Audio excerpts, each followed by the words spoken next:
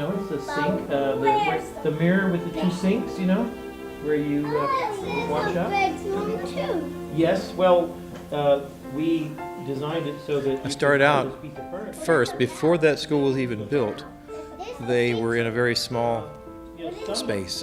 Knowing that these children were going to move into a new school, I thought it'd be a great idea to go over there and teach them about architecture. It was not just about architecture, it was about design and asking them what they wanted to be when they grew up. I brought in a lot of pieces of cardboard which had the image of the school on them, and together around a table we built the model of their school. At the end, it was Friday afternoon, time to pack up all the backpacks and get ready to go home, so the teacher had them go back to their desk, and I'm sitting there taking apart the model, and I realized there's a lot of people around me, and I'm being hugged by all these little girls saying thank you for this new school.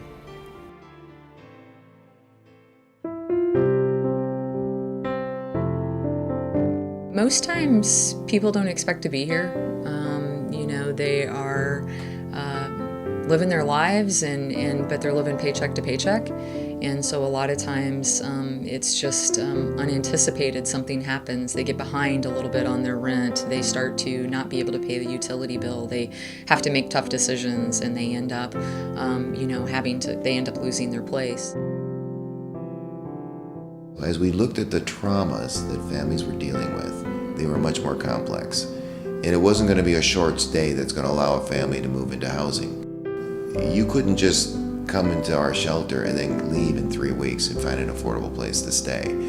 So people were staying in a facility that was built for a short stay, and they were staying a year, sometimes even longer. Well, that creates additional conflicts, and my biggest fear was I didn't want to institutionalize our clients. We wanted to give our clients hope.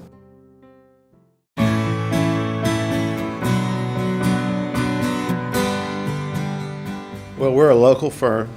I'm born and raised in Tampa. My mother was born in Tampa, Ybor City to be specific.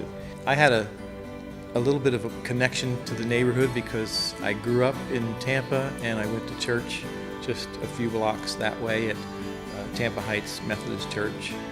I remember hearing about Metropolitan Ministries, and I remember distinctly reading in the newspaper that they were raising funds to do a major expansion.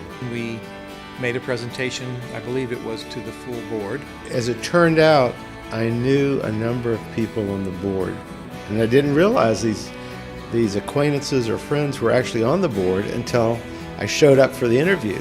We actually made a presentation not just of our experience, but also we did some sketches on how this campus could be built. Well, when we first visited there, they took us through their existing facility, which they wanted to renovate, and it was in dire need of renovation. And then they showed us their vacant property, and they described their vision.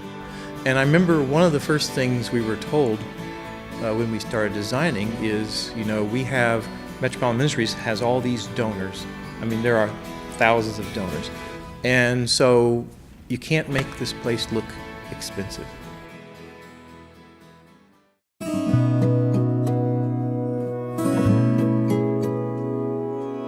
One of the original inspirations was actually the Metropolitan Ministries logo. We looked at it, that it was not only the M for Metropolitan Ministries, but there was a heart that used to shape the M. I think I went a little bit further and saw the two legs of the M as these caring arms wrapping around a heart that was a little bit ragged. We have the power as designers to change lives. If we design for utilitarian purposes, it's great, okay? We get the stuff. But if we design for humanity, I think the change is so noticeable.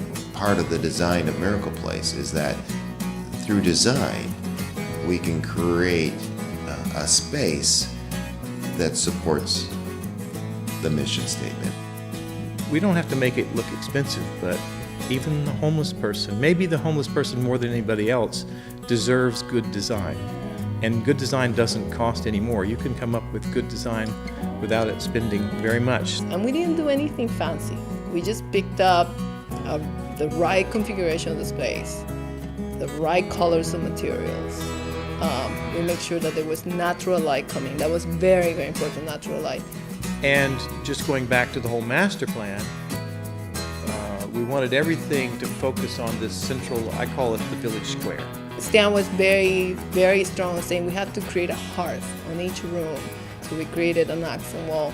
So all those things combined can give a person hope. Well, we had a real challenge there with 450 square feet to deal with for an apartment. But when you think about it, to a person who's living in a car or on the street, 450 square feet is like the Taj Mahal. When you think about the height of the Great Recession, that we decided that we were going to take on a $23 to $25 million investment to care for more families. And we wanted to build a new early childhood education center. We wanted to build a new school. We wanted to build a chapel and expand our dining. We wanted to have a gymnasium on this campus. But the most important thing is where I'm sitting right now. It's a home for a mom that would be out on the streets if it wasn't for Miracle Place.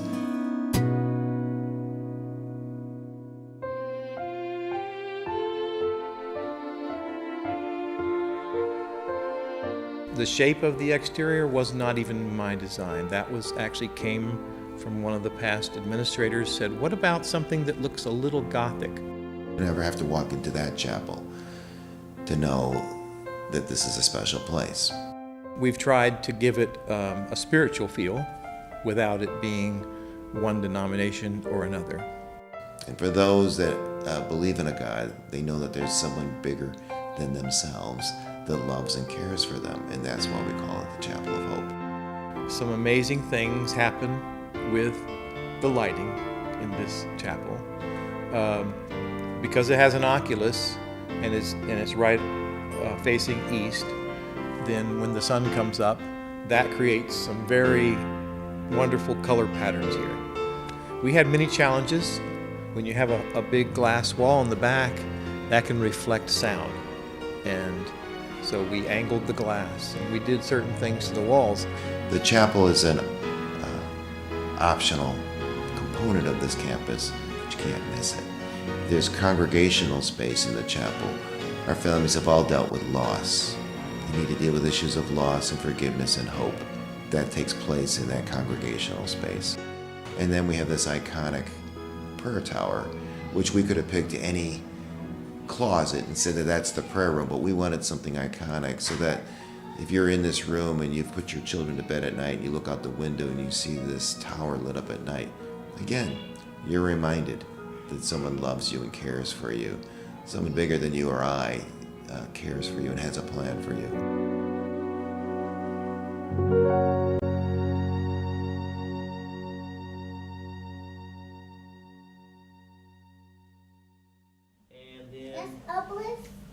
Yes. Yeah. Oh, I live there. Uplift Hall. Mm-hmm. That's what it's That's called, up right? here.